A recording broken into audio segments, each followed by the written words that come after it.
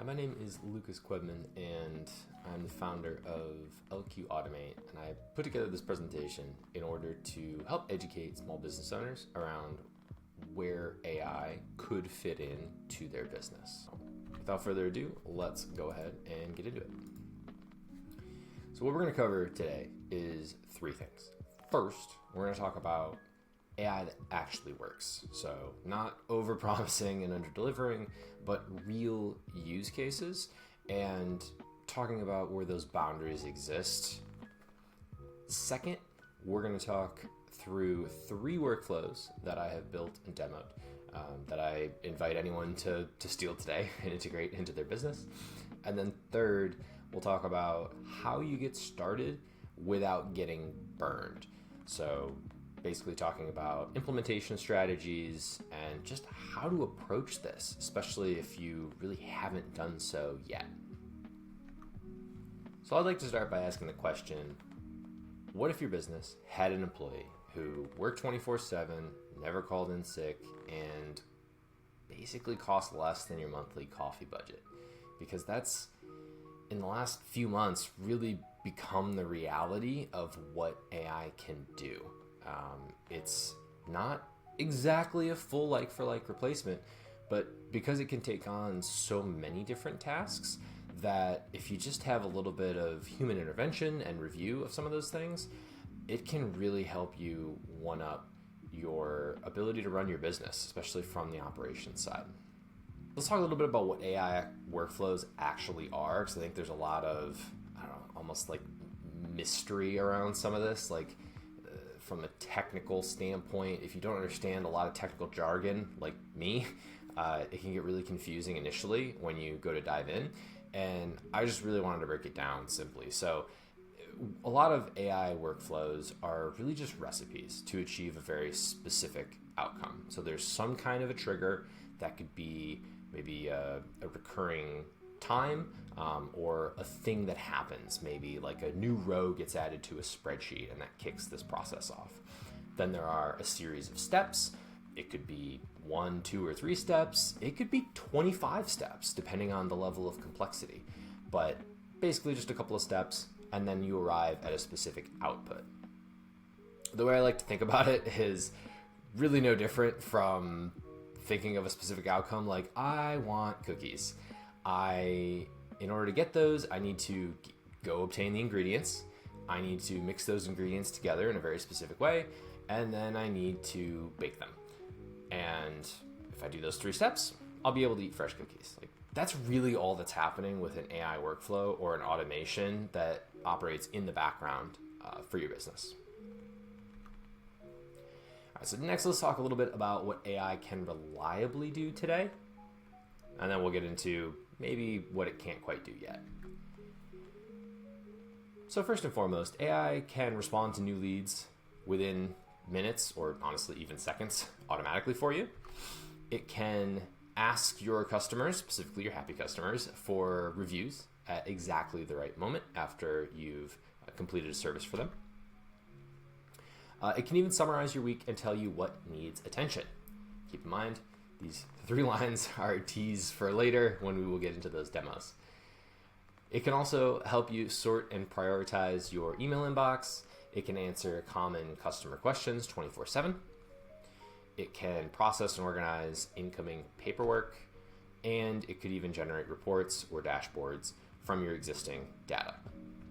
As with a lot of these things, the more data or information that you might keep, the more helpful and accurate the AI can be. Next, we're going to talk about what AI cannot reliably do, at least not yet.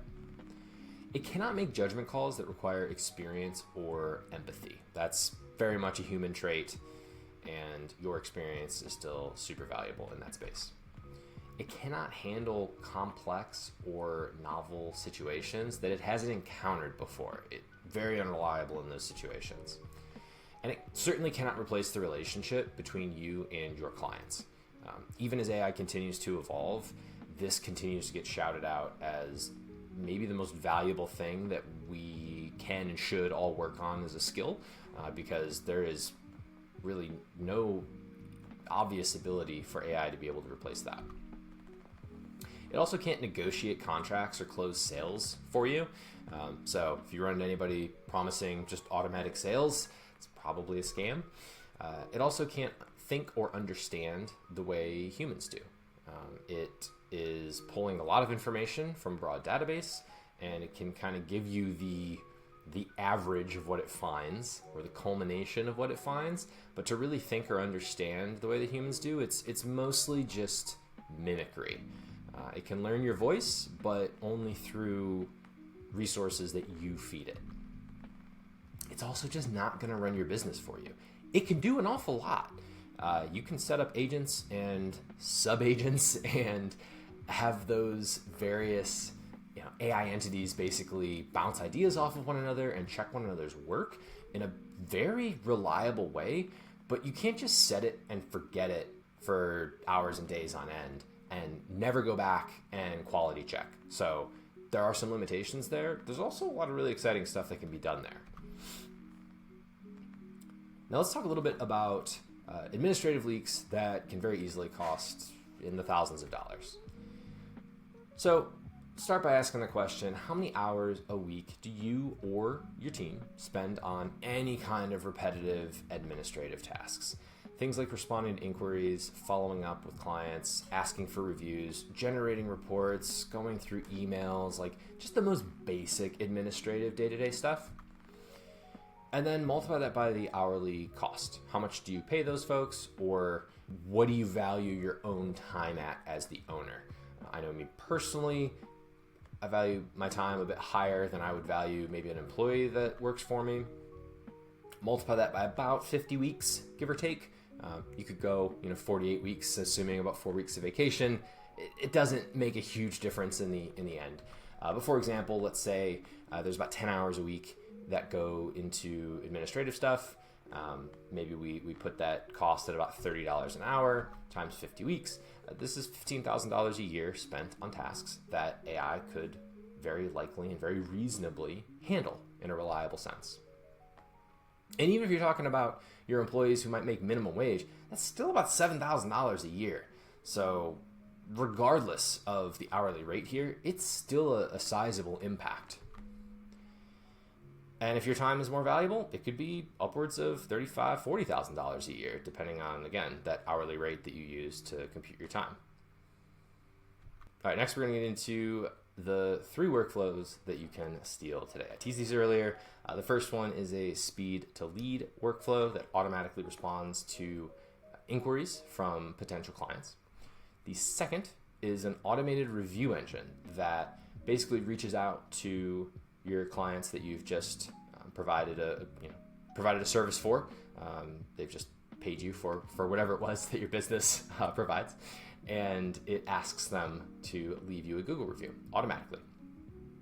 And then finally, we have a workflow for a weekly summary report that basically pulls through any information or platforms, spreadsheets, whatever you've got that you use in your day-to-day in your business, and it compiles a start of week, could be an end of week, could be whatever you want it to be, but it compiles a summary report for you so you know exactly what you need to follow up on, where the priorities are, so that you can execute your week at a very high efficiency level. All right, let's get into that first one, speed to lead. Now, I've got this one set up as a 90-second lead response. Basically, how this one works, as I said previously, there needs to be a trigger. In this case, when your website contact form gets submitted, so when somebody submits their name, email, phone, and maybe a little blurb about why they're reaching out to your company, what happens is this workflow will automatically read that information. It will pull out the context that matters, and then it'll do 2 things primarily. One, it will send the customer a personalized, context-aware email in literally 1 to 2 minutes. Could be immediate, could be a little bit later. You can basically add a delay so that it makes it seem even more realistic that somebody quickly typed an email and fired it off. But this is a very personalized email that addresses their exact need and request, not just a default, thank you for contacting us, someone will reach back out shortly. It's a lot more personal than that. And then simultaneously, it can send an email or even a text message alert to you as the owner or a designated person at your business to give them those details, and can even flag whether it might be an urgent submission.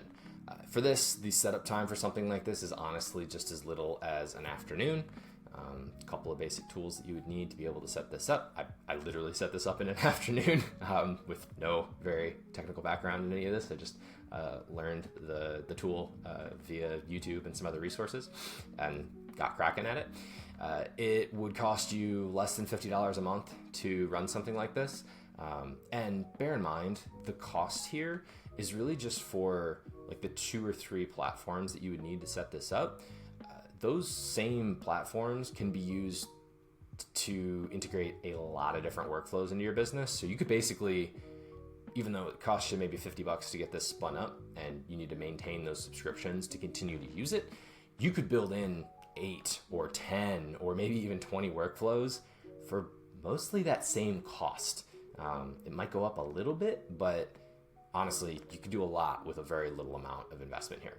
Return on investment is that you are very quick to respond in a personalized way to those leads. And a ton of studies and market research indicates how critical that is in gaining those customers.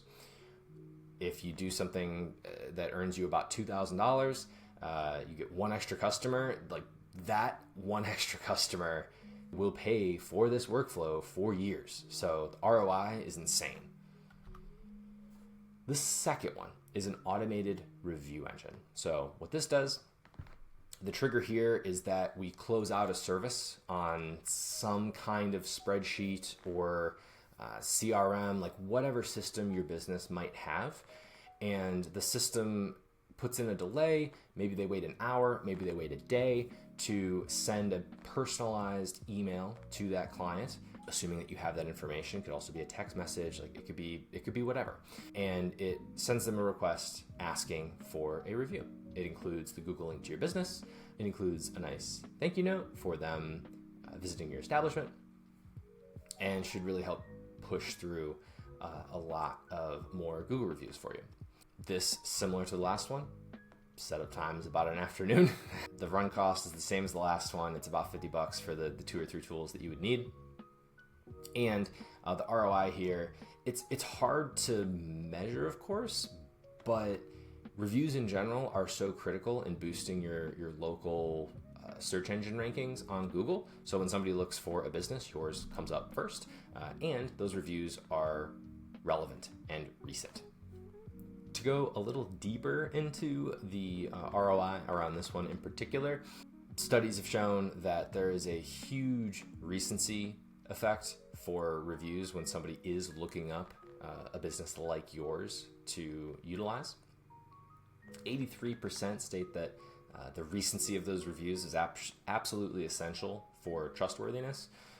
And then also 73% of consumers do tend to ignore reviews that are older than even just 30 days. So I know from my own research, looking at a lot of businesses, even just around my local area, you can tell the ones that really have some kind of a mechanism to generate those consistent recent reviews versus the ones that don't. You know, a business that's 5 years old might have 4.8 stars, but it's sitting at like 25 reviews or maybe even 100 reviews, but the most recent one is 6 months old, a year old. Sort of begs the question of like, how are they not getting anyone else to review them in the last year?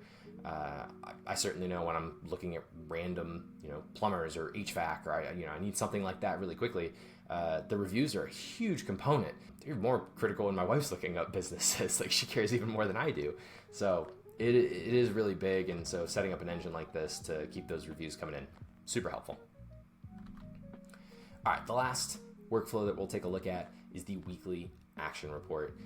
Like I said earlier, this one could start either at the end of the week or the start of the week. I personally like it at the start of the week. Monday mornings suck, for a lack of a better word.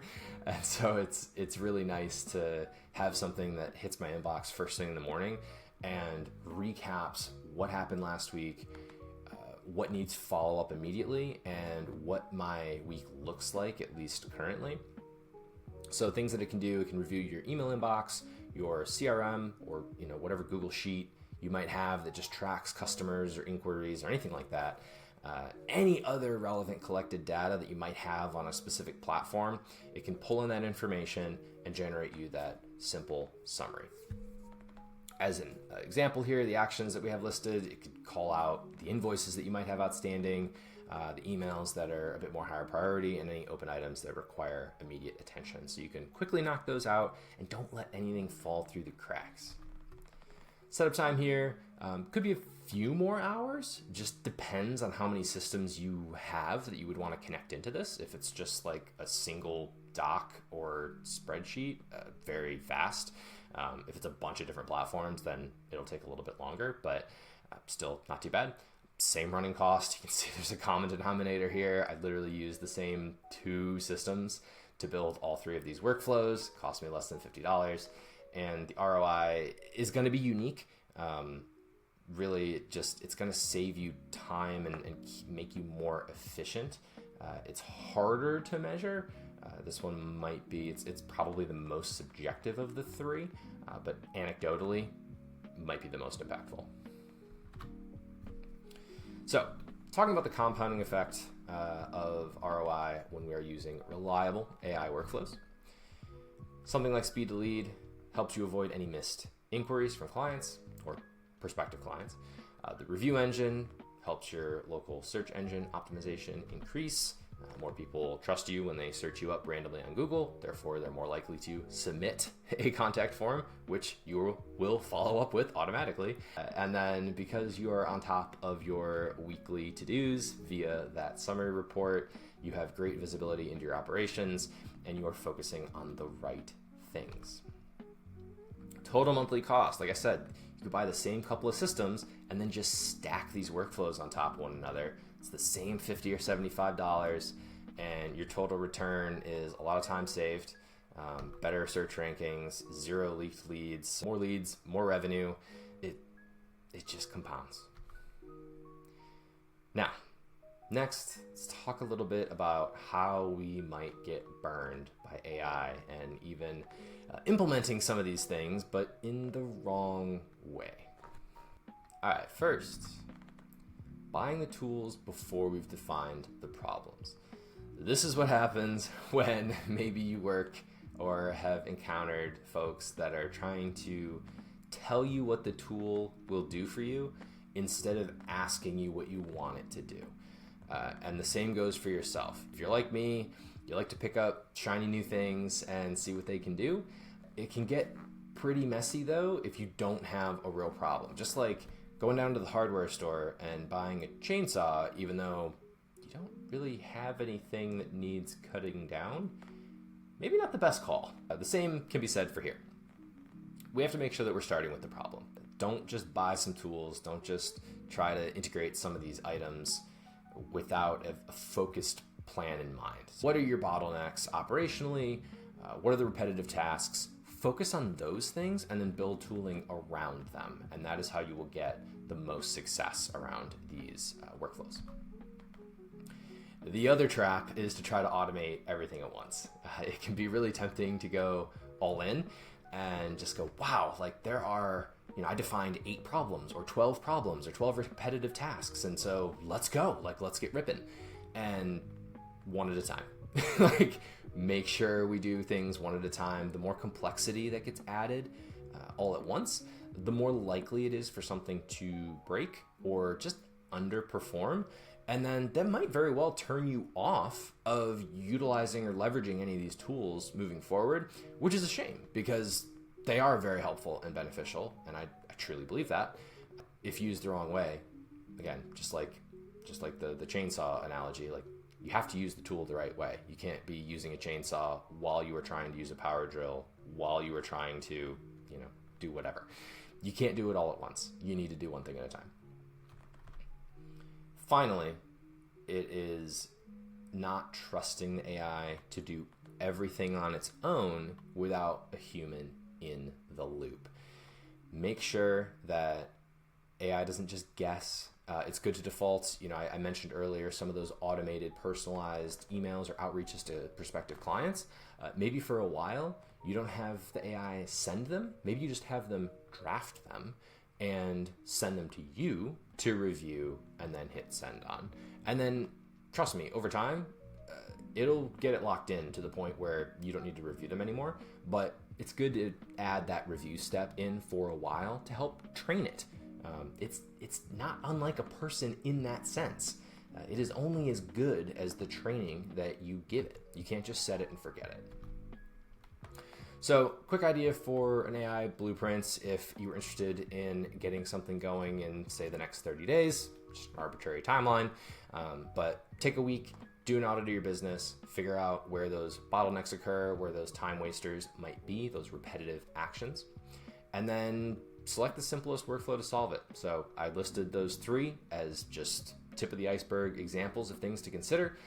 There are dozens, possibly hundreds, maybe even thousands that you could consider, and any of them can be customized very uniquely for your specific situation, your specific business, etc.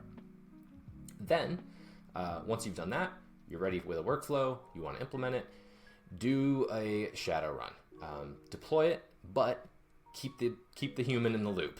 Either keep the person reviewing its outputs and don't let it do anything automatically until you see it go through a few times, you start to trust it, and then you can turn it loose. And then after you've done that, evaluate it. Verify for reliability, verify if it's actually saving time or if you're spending more time going back and checking its work. Is it getting better after a few reviews or not? And that's where really the more that you play with it, the more success you will have. All right, as we near the end, there are 3 options here to choose how you might want to implement some workflows into your business. Now, the first thing, complete DIY. You do it yourself. This is best for somebody who just really likes to tinker with new things, likes to fully understand what's going on under the hood. You want to be the one to unleash AI onto your business.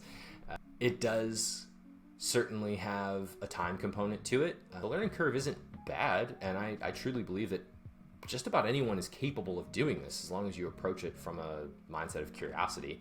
It's not that complicated. It can seem that way, but once you get into it, it's really not that complicated. You got to go through and start to understand these systems, start to understand the workflow, so it can take you a little bit more time to really get into it.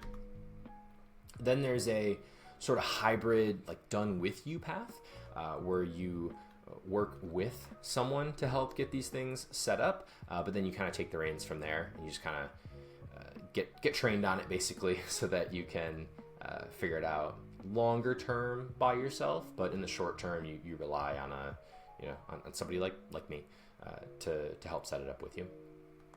And this is for somebody who wants to understand the mechanics, but you do need those expert guardrails. You don't just want to go it alone. The cost here, usually there's a setup fee involved, maybe an additional subscription as well for the individual to continue to maintain it. But it depends on, again, like where that handoff occurs and what your level of ownership is in the workflows longer term. And it does help accelerate your learning. And then there's a complete done for you process or a turnkey process where, hey, you just want to focus on your business and the results. You want to implement some of these things, but you don't want it to distract you from what you have to do day in and day out, which is very common.